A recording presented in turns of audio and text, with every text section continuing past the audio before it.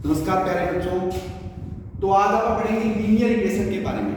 आपने छोटी क्लासों में पढ़ा है linear equation in one variable. Linear equation in one variable का मतलब क्या होता है कि जो आपका वेरिएबल होता है उसकी हाईएस्ट पावर कितनी होती है? 1 होती है। किसी भी इक्वेशन के अंदर अगर वेरिएबल की पावर 1 है यानी वो कितने सॉल्यूशन रखेगा? एक सॉल्यूशन रखेगा अपने पास। जो जनरल फॉर्मेशन होती है वो होती है ax + b = 0। ये आपकी जनरल इक्वेशन होती है, लीनियर इक्वेशन होती है सिंगल वेरिएबल के अंदर, और इसका जो सॉल्यूशन आता है x = -b/a, जो इस इक्वेशन को क्या करता है? सेटिस्फाई करता है। बाद में आपने पढ़ा linear equation in two variable, यानी वेरिएबल कितने होंगे? 2 होंगे।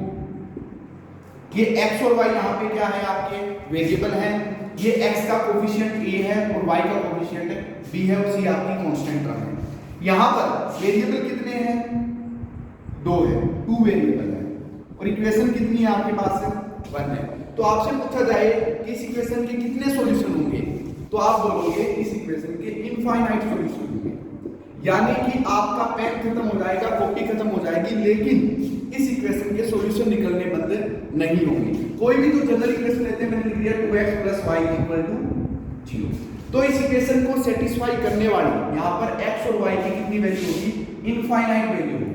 जैसे मैं लिखता हूं यहां से 2x = -y, जैसे जैसे मैं x यहां पर रखूंगा मेरे को y मिलता जाएगा। यानी इस इक्वेशन के कितने सॉल्यूशन है? इनफाइनाइट सॉल्यूशन है। क्यों है? क्योंकि यहां पर number of equation less than है number of variables. Number of variable से क्या है? कम है।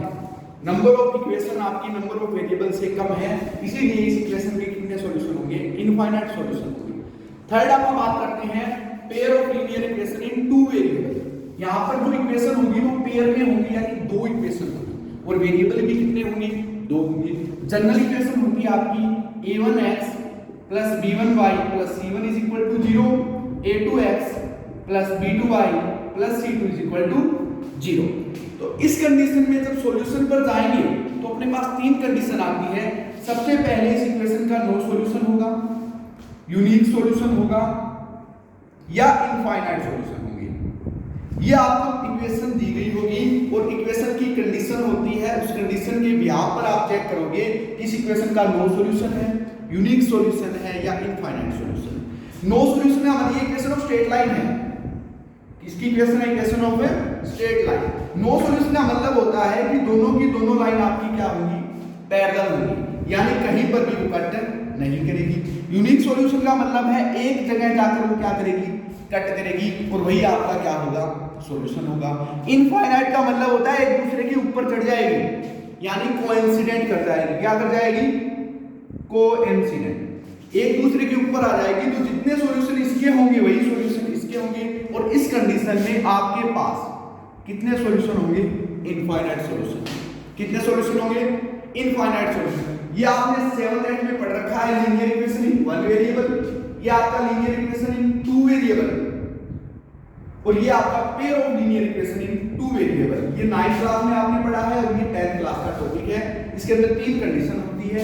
फर्स्ट होती है a1/a2 does not equal to b1/b2। इस कंडीशन में आपके पास यूनिक सॉल्यूशन आता है, यानी जब आप ग्राफिकली ड्रॉ करोगे तो दोनों लाइन एक ही पॉइंट पर क्या करेगी? कट करेगी। एक कंडीशन होती है a1/a2 equal to b1/b2 is equal to c1/c2। इस कंडीशन में दोनों लाइन एक दूसरे की क्या हो जाती है? ऊपर आ जाती है, यानी क्या कर जाती है? कोइंसिडेंट कर जाती है। और एक कंडीशन होती है जब a1/a2 इक्वल हो b1/b2 के, but does not equal to c1/c2। तो इस कंडीशन में दोनों लाइन एक दूसरे की क्या होती है? पैरेलल होती है, और आपकी इक्वेशन का कोई भी सॉल्यूशन एग्जिस्ट नहीं करता। ये था लीनियर इक्वेशन के बारे में, one variable, two variable and pair of linear equation in two variable.